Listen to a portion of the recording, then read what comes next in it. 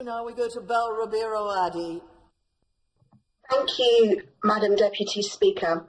The government's mishandling of the pandemic and inadequate social security system have caused widespread financial hardship, unemployment and debt. Yet this finance bill falls short in tackling poverty, low pay, insecure work and the ever-deepening divisions in our society. Instead, it includes a whole host of damaging measures like cutting working tax credit to its lowest level in decades. Action for Childcare estimate 2.5 million families with children currently on universal credit and working tax credit would miss out on a combined total of £1.3 billion across this financial year when these cuts are implemented in October. And today, the Child Poverty Action Group's new report looking into the government's two-child tax credit limit estimates that at least 350,000 families, including 1.25 million children, have now been affected by the policy since it started 4 years ago.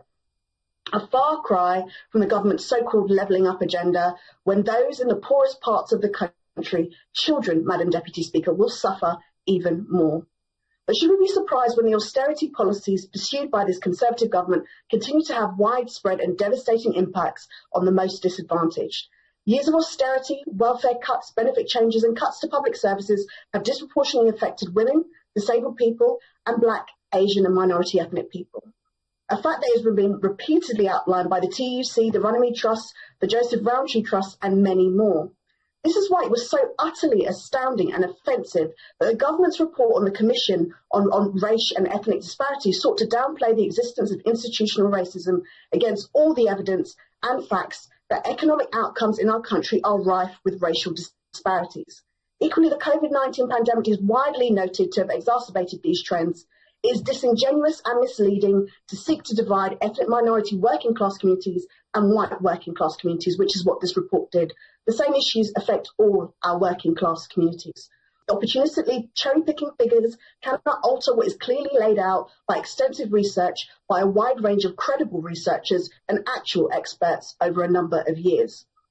When it comes to such legislation, we've seen, as the Women's Budget Group rightfully argued, that meaningful equality impact assessments should consider cumulative impact, intersectional impact, the impact on individuals as well as household, impact over a lifetime, and the impact on unpaid care.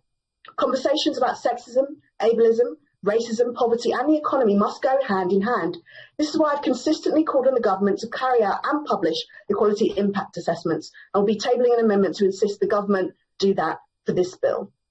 Tax Justice UK and the Women's Budget Group rightfully argue that taxation and wealth is an equality issue. On average, women not only earn less than men, but they own less wealth than men.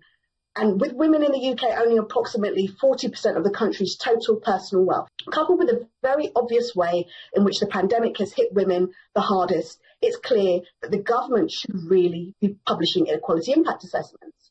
Madam Deputy Speaker, equality is our law, yet again and again the government refused to do this.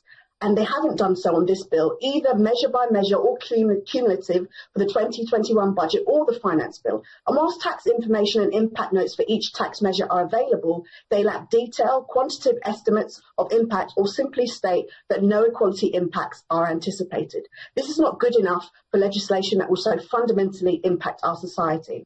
So I hope that the Minister today will confirm why they have not published the information needed for members to fully assess how the bill impacts people right across the country.